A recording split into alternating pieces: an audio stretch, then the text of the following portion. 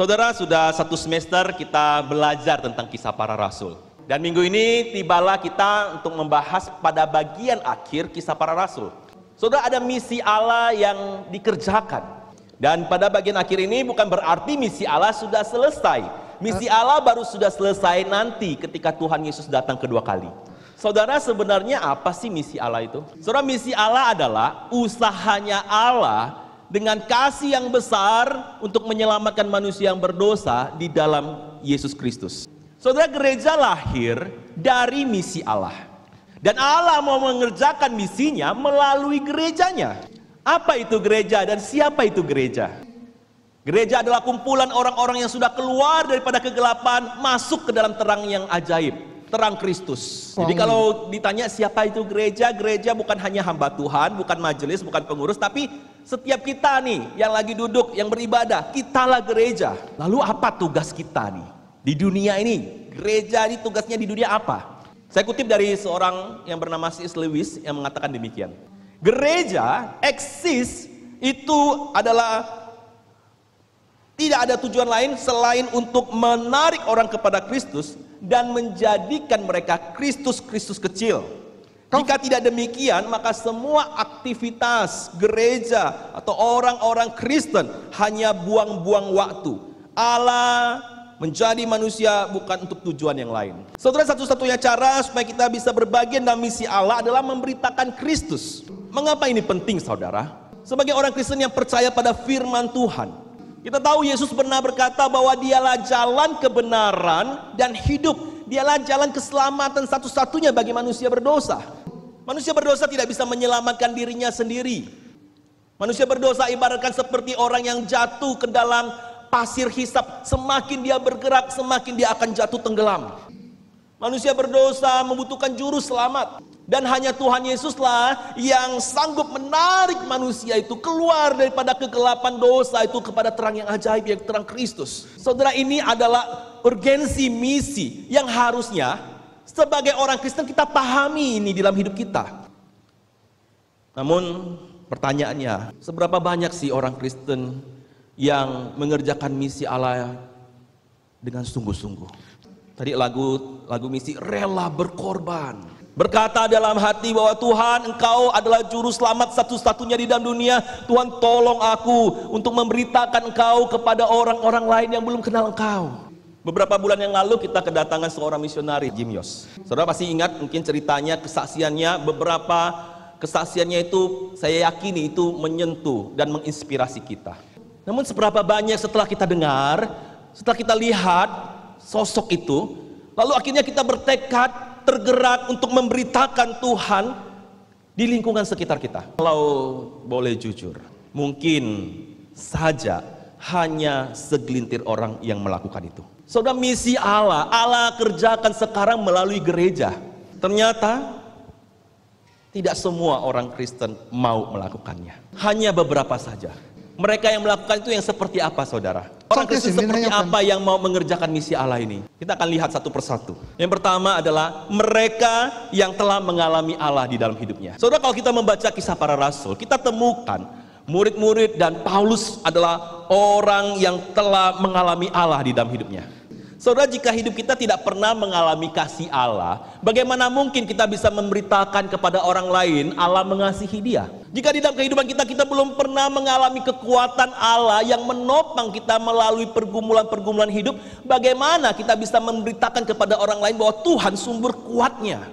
Kalau kita sebagai orang Kristen perlu mengalami Allah, kita menjalani status kita sebagai orang Kristen tapi seolah-olah Tuhan tidak ada, bagaimana kita bisa memberitakan kepada orang lain bahwa orang itu perlu Tuhan? Paulus mengalami banyak kesulitan. Kapal karam, disesat, ditangkap, dipenjara, difitnah. Banyak sekali kesusahan yang dialami oleh Paulus. Tapi di tengah-tengah kesulitan itu, saudara perhatikan, ada ketenangan yang luar biasa yang dimiliki oleh Paulus. Kalau kita pikir, kenapa Paulus bisa begitu tenang? Bahkan di tengah-tengah dalam kondisi di penjara pun dia bisa memuji Tuhan. Hal itu terjadi karena Paulus mengalami Allah di dalam hidup dia. Sehingga setiap kesulitan yang terjadi itu semakin memperteguh tekad dia untuk menyatakan Kristus yang dia sudah alami. Saudara, sebagian kita mungkin bertanya, mengalami Allah itu yang seperti apa sih? Saudara, mengalami Allah itu adalah kita masuk di dalam sebuah relasi yang intim dengan Tuhan. Saudara menceritakan tentang bagaimana mengalami Allah, itu seperti kita lagi menceritakan tentang betapa baiknya Bapa kita kepada orang lain. Orang lain yang mendengar tentang cerita itu tidak mungkin menangkap 100% akan cerita kita sampai orang itu tinggal bersama dan melihat dan mengalami kebaikan yang diterimanya dari Bapak kita. Saudara, jadi kalau kita ingin mengalami Allah, saudara harus masuk secara pribadi di dalam hubungan pribadi dengan Tuhan. Inilah yang dialami oleh Paulus, saudara. Setiap hari ia mengalami pengalaman bersama dengan Allah. Hal itulah yang terus mendorong dia untuk mengerjakan misi Allah tanpa gentar, tanpa takut. Saudara, sudahkah kita mengalami Allah di dalam hidup kita? Kalau sudah, tapi kenapa mungkin masih berat mulut kita untuk memberitakan Kristus? Saudara, kita lihat yang kedua. Siapakah orang Kristen yang mau mengerjakan misi Allah? Yaitu adalah mereka yang mau terus mengenal Allah. Saudara, kalau misalnya ada orang Kristen tidak mengenal apa yang ia percaya, bagaimana dia menceritakan imannya kepada orang lain? Bagaimana mungkin ketika ada orang bertanya dia bisa mempertanggungjawabkan imannya dengan baik? Saudara, ketika Paulus melakukan penginjilan, pergi dari satu kota ke kota lain, bertemu dengan orang Yahudi, orang non-Yahudi, dia bertemu dengan orang yang dari kalangan bawah, sampai bertemu dengan raja. Paulus ketika dia menyatakan Injil, dia tahu kebenaran yang ia sampaikan. Karena sejak Paulus bertobat, ia tidak pernah berhenti untuk semakin mengenal Allah. Pengenalan Paulus tentang Allah tidak membuat Paulus sombong, tapi membuat dia semakin sadar, semakin setia untuk memberitakan Tuhan. Saudara, harus diakui ada beberapa orang Kristen yang sulit sekali untuk mengerjakan misi Allah ini. Bahkan ketika dari atas mimbar dikhotbahin berkali-kali pun mungkin ada yang susah, tidak mau bergerak atau pasif. Salah satu alasannya adalah apa, saudara? Karena ada beberapa orang Kristen yang datang ke gereja, bertahun-tahun bahkan ke gereja. Ketika dia sampai ke gereja, yang dia harapkan dari Tuhan adalah hidupnya baik, hidupnya sehat, segala sesuatu adalah Tuhan memenuhi segala keinginan dan berorientasi terhadap hidupnya. Saudara, salahkah kita minta bahwa Tuhan memberkati hidup kita? Enggak salah. Tapi saudara, pertanyaannya adalah apakah saudara atau setiap kita ketika datang kepada Tuhan, waktu demi waktu kita rindu untuk mengenal Tuhan? Saudara, kita mengenal Tuhan melalui firman-Nya. Sekali lagi, tidak bosannya sebagai hamba Tuhan saya katakan, yuk jemaat kita membaca firman Tuhan. Kita memiliki saat teduh secara rutin pribadi dengan Tuhan. Tapi sekali lagi saudara, diingatkan kembali, tetapi mungkin saja ada setiap orang Kristen yang tetap saja merasa tidak mau, enggan, dan sulit untuk melakukan itu. Kalau seperti itu saudara, gimana untuk mengerjakan misi Allah? Gimana untuk menjadikan penginjilan atau memberitakan Injil sebagai gaya hidup? Sedangkan di luar sana banyak sekali orang sedang bertanya-tanya atau mencari tahu tentang kekristenan. Bagaimana jikalau suatu hari ada anak saudara datang, Pak, Ma, sekarang saya jadi ateis. Saya lebih percaya sains daripada Alkitab. Saudara, anak muda zaman sekarang itu dicecoki dengan media sosial hal-hal seperti itu, saudara. Kalau kita sebagai orang tua, kita jawab apa? Kalau kita nggak tahu apa yang kita percaya, entiu, apa ame entiu, nyimun, contoh aja. Iya, kalau anaknya datang kepada hamba Tuhan, kalau anaknya nggak datang ke hamba Tuhan, bagaimana? Atau misalnya ketika kita berada, misalnya di warung kopi lah, atau ketemu orang lain, orang bertanya, kenapa sih percaya Yesus itu harus dan penting bagi kita? Saudara, betapa pentingnya kita semakin mengenal Tuhan. Kita tahu apa yang kita imani, dan kita mengenal Allah yang kita imani melalui firman, melalui disiplin belajar secara pribadi untuk terus mengisi pemahaman dan pengenalan kita terhadap Tuhan. Orang yang semakin mengenal Tuhan paham hati Tuhan dan ngerti urgensi misi Allah. Yang ketiga saudara, orang seperti apakah yang mau mengerjakan misi Allah? Orang yang hidupnya menjauhi dosa. Saudara, misi Allah tidak mungkin dikerjakan oleh orang yang masih cinta dosa. Paulus pernah berkata, jangan sampai sesudah kita memberitakan Injil kepada orang lain, jangan aku sendiri ditolak. Saudara, Paulus mengakui bahwa dia adalah orang berdosa. Bahkan dia pernah berkata, di antara semua orang berdosa, akulah yang paling berdosa. Tetapi pengenalan dia terhadap Allah yang juga menyadarkan tentang siapa diri dia, itu membuat dia untuk semakin hidup menguduskan diri di hadapan Tuhan. Paulus ngerti anugerah Tuhan yang begitu besar menyelamatkan dia, sehingga ketika dia memutuskan mengikuti Tuhan, dia tahu mengikuti Tuhan itu jauh lebih indah, jauh lebih nikmat daripada memenuhi segala keinginan-keinginan daging yang berdosa. Saudara, kalau kita melihat pemberitaan Paulus kepada orang Yahudi di Roma, pada bagian firman Tuhan kita temukan bahwa sebagian itu menerima, sebagian tidak. Tapi kalau saudara perhatikan, yang ditolak adalah beritanya, bukan pemberita. Jadi mereka bukan menolak akan berita Yesus Kristus karena hidup Paulus yang buruk, bukan. Bagaimana dengan orang Kristen zaman now? Seringkali kita temukan, bukan, bahwa orang itu sebenarnya tidak menolak beritanya, tapi justru yang kita temukan adalah mereka menolak pemberitanya. Hidup orang Kristen harusnya menjadi pembuka jalan bagi orang lain bertemu dengan Kristus. Bukannya jadi tembok penghalang atau batu sandungan bagi orang lain. Saudara, hal ini tidak berarti bahwa kalau begitu kerjakan misi Allah, tunggu saya tidak berdosa dulu. Saudara, menjadi orang Kristen bukan berarti kita tidak bisa berdosa lagi. Tapi orang Kristen yang percaya, yang sungguh-sungguh sadar ketika dia jatuh dalam dosa, dia tidak mungkin santuy-santuy saja, bahasanya anak muda, santai-santai terhadap dosa. Dia punya sikap respon yang tepat ketika dia jatuh dalam dosa. Dia akan bergumul, dia akan sedih dengan dosa yang dia lakukan. Dia akan datang kepada Tuhan, memohon agar Tuhan terus memurnikan hidup dia. Saudara, orang Kristen yang masih cinta dosa ataupun melakukan dosa favoritnya nggak mungkin melakukan misi Allah dengan baik. Tapi saudara, sebentar saudara, mungkin ada yang bertanya seperti ini. Bukankah kalau aku terlihat ada orang Kristen yang hidupnya kacau balau, yang saya tahu dosa dia, nggak ada tanda-tanda tuh aku lihat dia menyesali dosanya, nggak ada. Tapi kok dia bisa melayani? Tapi kok waktu dia memberitakan Injil ada orang yang percaya? Saudara, apakah ada orang semacam ini saudara? Ada saudara. Tapi saudara dengarkan baik-baik. Apa yang mungkin dipakai oleh Tuhan belum tentu diperkenan oleh Tuhan. Maksudnya gimana?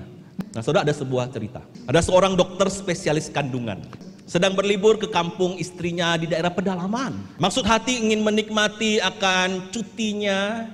Tapi ketika dia sampai di dalam kampung yang pedalaman itu, ada beberapa orang datang kepada dokter ini. Dok.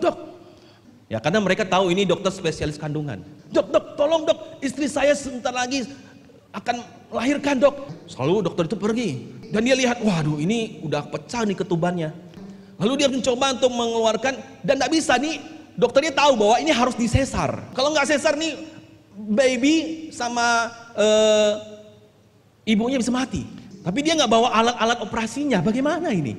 Semakin kritis kondisi daripada sang ibu, lalu akhirnya dokter itu ambil jalan. Carikan saya pisau dapur, carikan saya lilin untuk dibakar itu pisau dapurnya. Supaya tidak terlalu sakit, bawakan minum alkohol, bir atau apa, arak untuk dia. Dan setelah dioperasi, wah ternyata sang dokter hebat menyelamatkan bayi dan ibunya. Liburan selesai, pulang ke kota.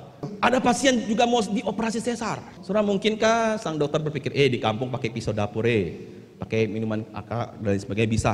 Nah, sekarang di meja operasi saya pakai pisau dapur juga. Perempuan-perempuan yang hamil mau nggak dioperasi pakai pisau dapur? Sang suami rela nggak istrinya dioperasi seperti itu? Saudara, apa yang dipakai oleh dokter itu di kampung bukan sesuatu hal yang diperkenan. Memang dipakai, tapi bukan yang diperkenan oleh dokter itu. Saudara, demikian juga hidup kita. Kalau kita tidak benar-benar menjaga diri kita dengan baik, kita mungkin merasa masih Tuhan pakai, tapi belum tentu Tuhan berkenan. Saudara, marilah kita ingat bahwa Kristus sudah mati untuk kita. Kristus yang telah mati untuk mengampuni segala pelanggaran dosa-dosa kita. Saat ini kita adalah miliknya Tuhan. Jikalau saat ini ada di antara kita sedang bergumul dengan dosa-dosa favorit yang kita lakukan sampai saat ini, yuk pandang salib Tuhan. Allah begitu besar mengasihi kita. Ketika kita jatuh dalam dosa, cepat-cepat datang sama Tuhan, bukan lari dari Tuhan. Saudaraku, ketika kita menyadari dan menguduskan diri kita dengan menjauhi dosa, disitulah kita bisa mengerjakan misi Allah dengan bebas. Yang keempat, saudara, yang terakhir.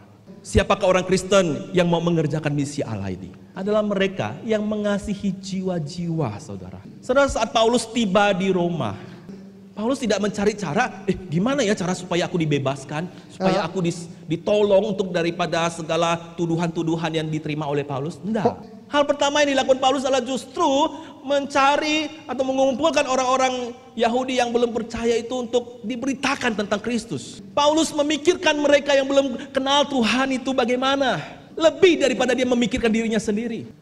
Mengapa bisa demikian, saudara? Apalagi kalau bukan karena kasih Allah yang ada di dalam Paulus. Saudara, Paulus pernah berkata di dalam Roma pasal 9 ayat 3. Bahkan aku mau terkutuk dan terpisah dari Kristus demi saudara-saudaraku, kaum sebangsaku secara jasmani. Sehingga Paulus tuh ngomong gini loh, saudara. Kalau aku bisa untuk terkutuk, terpisah dari Kristus demi bangsaku kenal Tuhan, aku mau. Saudara, kalau saya bayangkan posisi Paulus itu ya, apakah saya sanggup juga berkata seperti itu? Padahal banyak sekali orang Yahudi yang menentang, bahkan ingin menghancurkan hidup Paulus. Paulus membalasnya bukan dengan perbuatan yang jahat, tapi membalasnya dengan kasih, membalasnya dengan memberitakan Injil kepada mereka. Salah satu alasan kenapa orang Kristen sulit bersaksi di dalam hidupnya adalah karena takut ditolak. Penolakan memang tidak menyenangkan, saudara. Tetapi ketika ada kasih Allah, kasih Allah itu adalah sesuatu hal yang lebih menggerakkan hati kita dibandingkan dengan ketakutan kita terhadap penolakan. Bagi orang Kristen, kiranya kita sadar bahwa kita ini adalah pengemis yang memberitahukan kepada pengemis lain di manakah mencari roti dan air. Kita rela bersaksi karena kita sudah tahu kita dikasihi oleh Tuhan. Dan dengan kasih Allah itu kita mau mengasihi jiwa-jiwa. Saudaraku yang terkasih dalam Tuhan, orang Kristen tidak akan pernah tergerak untuk melakukan misi Allah di dalam hidupnya sampai dia memiliki kasih terhadap jiwa-jiwa. Saudara, ada seorang pendeta ngomong kepada jemaat, lu kalau jadi majikan sama pembantu berani marah-marah. Tapi kalau untuk menyatakan buka mulut, untuk menyatakan Kristus mengasihi dia, tuh mulut susah kali dibuka. Saudara, itu waktu saya dengar statement itu statement yang sangat keras. Mungkin dalam konteks kita bukan pembantu, tapi mungkin orang tua kita, anak kita, bawahan kita, ataupun karyawan kita. Kita bisa ngomong dengan nada yang tinggi, kita bisa kritik, kita bisa memarah-marahin dia, tetapi untuk mulut bilang Tuhan mengasihi engkau, kok kayaknya tuh mulut susah kali. Apakah berat bagi sebagian orang membuka mulutnya karena apa? Karena belum ada kasih Kristus di dalam hidupnya. Yang belum bisa melihat jiwa-jiwa yang terhilang, yang ada dekat dengan dia. Saudara, kalau kasih Allah belum hadir di dalam diri kita, maka kita belum paham urgensi misi Allah. Saudara, pada akhirnya pekerjaan misi bukanlah pada usaha kita, tapi pada karya Roh Kudus. Jadi kalau ada orang Kristen yang sampai saat ini tidak mau, ya wes, Tuhan tidak paksa. Tapi kalau hari ini saudara menyadari bahwa saudara belum mengalami Allah. Saudara menyadari bahwa saudara sampai saat ini saudara masih malas untuk mengenal Allah dan firman-Nya. Hidup masih terikat dosa dan belum bisa mengasihi jiwa-jiwa. Saudara masih ada kesempatan saudara datang sama Tuhan. Minta Roh Kudus untuk menolong saudara mentransformasi hidup saudara. Saudara, menjalankan misi Allah memang tidak gampang. Paulus mengalami penderitaan, pikul salib, rela menderita, bahkan mati pun dia rela. Tapi bagi Paulus, bagian dia adalah setia pada panggilan Tuhan. Hasil pekerjaan Roh Kudus. Yang Allah mau sekarang bagi setiap kita di sini adalah setia menjalankan panggilan Dia. Menjadi bagian di dalam misi Allah di tengah-tengah dunia ini. Saudara, kalau Tuhan mau libatkan kita, aduh saudara, itu sebuah kehormatan. Kita ini siapa, saudara? Kita orang berdosa yang dapat kesempatan. Tuhan memanggil kita untuk membagikan Injil. Kita mungkin bertanya, hal konkret apa sih yang bisa aku lakukan? Maukah saudara mendoakan orang yang saat ini belum kenal Tuhan di sekeliling saudara, keluarga saudara mungkin? Sambil memohon kepada Tuhan, Tuhan berikan aku kepekaan kapan waktu yang tepat untuk memberitakan Injil. Atau saudara mungkin yang anak-anak muda, saudara punya media sosial.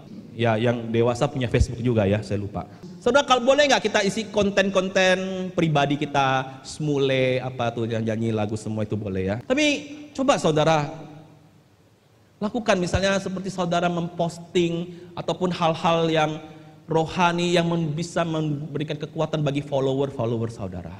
Saudara, begitu banyak cara. Saudara memang mungkin tidak semua yang terpanggil untuk menjadi hamba Tuhan atau pergi ke pedalaman menjalankan misi. Tapi di mana kita berada, ada orang sekitar kita yang belum kenal Tuhan. Saudara, saya mau akhiri dengan sebuah cerita.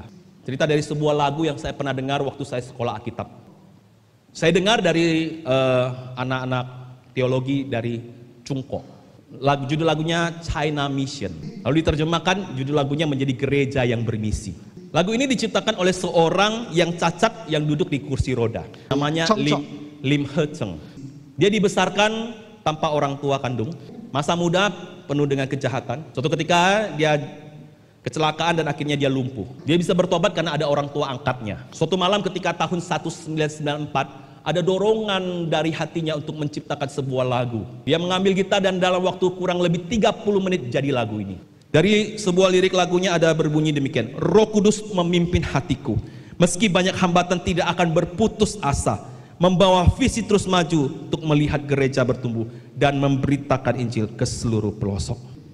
Mr. Lim He Cheng ini di dalam kelumpuhan dia punya hati untuk memberitakan Injil di China. Waktu pertama kali saya mendengar lagu ini, hati saya terasa diingatkan kembali oleh kasih mula-mula saya kepada Tuhan.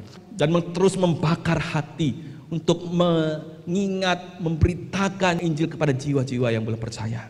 Saudara, maukah saudara pada hari ini,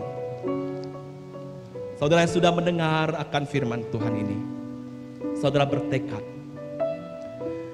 bukan dengan kekuatan kita, tapi kebergantungan kita pada Roh Kudus. Misi Allah belum selesai. Gereja dipakai Allah untuk menjalankan misinya. Maukah kita melakukannya taat sampai Tuhan Yesus datang atau nanti kita dipanggil pulang ke surga? Maukah saudara? Roh Kudus akan memampukan engkau, saudara. Saudara, maukah kita mengambil tekad itu saat ini?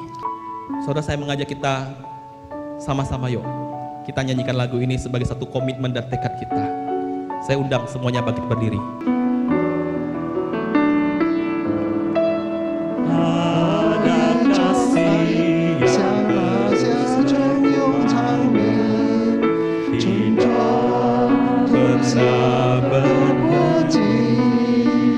ada suara Allah Roh Kudus mendorong kita. Roh Kudus memimpin hati. Melangkahlah ke Yerusalem. Melangkahlah ke Yerusalem. Kesulitan berteguh tekad. Beritakan nama Tuhan untuk masuk di kerajaan. Ku bawa amanat Kristus. Ku bawa amanat Kristus, bangunkan gereja yang lesu. Meski banyak hambatan, tak akan berputus asa. Ku bawa visi sesuatu, lihat gereja bertumbuh. Dapatkan Injil ke seluruh pelosok. Ku bawa amanat Kristus. Ku bawa amanat Kristus, bangunkan gereja yang lesu. Meski banyak hambatan, tak akan berputus asa. Ku bawa visi sesuatu, lihat gereja bertumbuh. Kabarkan Injil ke seluruh pelosok. Kabarkan Injil. Kabarkan Injil ke seluruh pelosok. Saudara, mari kita tundukkan kepala dan kita berdoa. Tuhan, siapa kami ya Tuhan? Kalau Tuhan boleh panggil kami dari kegelapan dosa kepada terang Kristus saat ini, kami boleh mengalami anugerah Tuhan. Tuhan, jangan sampai kami lupa anugerah Tuhan, sehingga kami hanya fokus pada diri kami sendiri, kami lupa kepada orang lain. Tuhan, tolong kami. Biarlah kuasa Roh Kudus memampukan kami. Kami sering lemah, kami sering takut, kami tak berdaya. Tuhan, tolong kami, supaya kami mengerti apa yang menjadi panggilan Tuhan dalam hidup kami. Membawa amanat Kristus, membawa orang-orang itu datang kepada Tuhan. Meski banyak hambatan, kami tidak mau putus asa karena kami tahu Tuhan pimpin kami. Memberitakan Injil, menyatakan Kristus melalui hidup kami, melalui pemberitaan yang kami sampaikan. Ya Tuhan, tolong kami. Saat ini kami mungkin mengingat ada 1-2 orang yang menjadi perhatian kami untuk kami membawa mereka kepada Tuhan. Tuhan, tolong kami. Bekerjalah Tuhan melalui hidup kami. Terima kasih Tuhan. Di dalam nama Tuhan Yesus Kristus kami berdoa. Amin.